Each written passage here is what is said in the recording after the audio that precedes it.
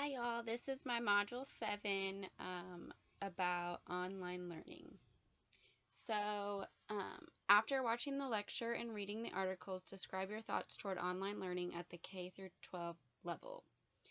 Do you think it's appropriate for students to complete online learning, and what parameters should be in place? Do you think every state should require students to complete an online course prior to high school graduation? Why or why not?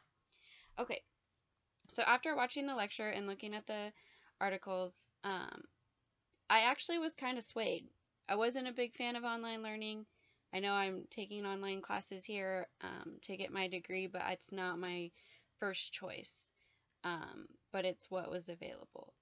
But after, watching the lecture and reading the articles and watching videos, it might be a good thing for students, especially students, I would say students that are gifted that um, need to move forward much quicker than others.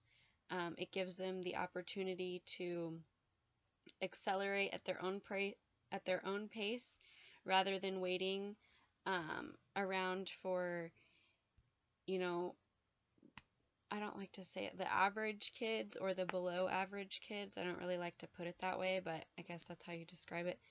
Um, it gives them that opportunity to move forward, and um, that way they're not getting bored. They're learning what they need to be learning. It for the kids who struggle in classes, it could be a good thing because they can go at their own pace and they can ask their own questions and it's not holding up the class. But again, the kids that struggle, I think maybe still need to be in a physical classroom, but I think it's worth experimenting to see the numbers on how successful it is.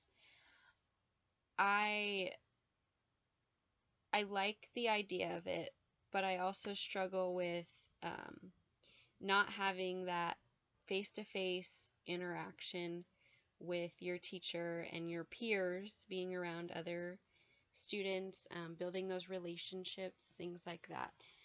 Um, so I think it's a good thing, but it could be a bad thing. It's I'm not totally sold on it, but I learned a lot more about it, and I think there are really good things about it. Um, I think um, I think it would be good for every state to require every student to complete at least one online course before they graduate high school. The one video was talking about how her daughter had um, it had prepared her for college because she went on to college and she knew how to use all these, like Blackboard and all these different things. And so it kind of prepped her for college. Not to say that college is everything right out of high school. There are lots of avenues that you can go to. Um, but even if you just go straight to the workforce, like it's going to prep you um, in using technology, communication is a great thing. They talked about how the teachers talked about how they communicate with their students almost more with the online classes than they did in the brick and mortar schools. So it really teaches communication, which is a big thing in life in general, but also in the workplace. So, um, what did I learn most from the K-12 video and the Lawrence Virtual School brochure? Um, I didn't realize there was so many opportunities.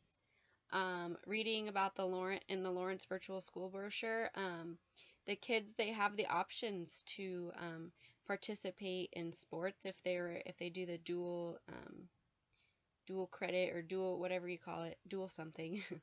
um, so you have the options to compete in sports and activities with your local school. Um, and it talked about the like orchestra or arts and stuff like that, and so it gives you that option as well. So I think that's pretty cool to know that there are options out there to do things with a school like a regular student, but you're still getting to learn at the pace that you want to learn at. Um, yeah, and if you get bored or you get caught up on something, you just move on to the next thing. You don't have to wait around for everyone else to get done. You don't have to do any of that. Okay, describe your experience working with the LMS. Which system did you choose to work with and why? What did you like or dislike about the system and how could you use the LMS as a future teacher? So I chose to use Google Classroom. I chose that because I have worked a lot with Google in the past. I have never actually done Google Classroom. I have helped teachers um, like make their classes accessible to students and things like that from their computer, but I've never actually explored Google Classroom myself and been in there. So it was kind of cool to look at it, and it really is kind of similar to like Blackboard, like what we use. Um, you just create the class, you put in the resources, the assignment, whatever it may be, and then the students can just go into that class and they can use the resources, they can do their documents, and then they can um, turn them in all right there in that classroom rather than having papers all over the place or emails or things like that. It's all organized in, categories by class and then by assignments and stuff like that. So I think it's pretty cool. I think that that's something that I would use, especially as you get into the older ages, fourth, fifth, sixth, middle school age.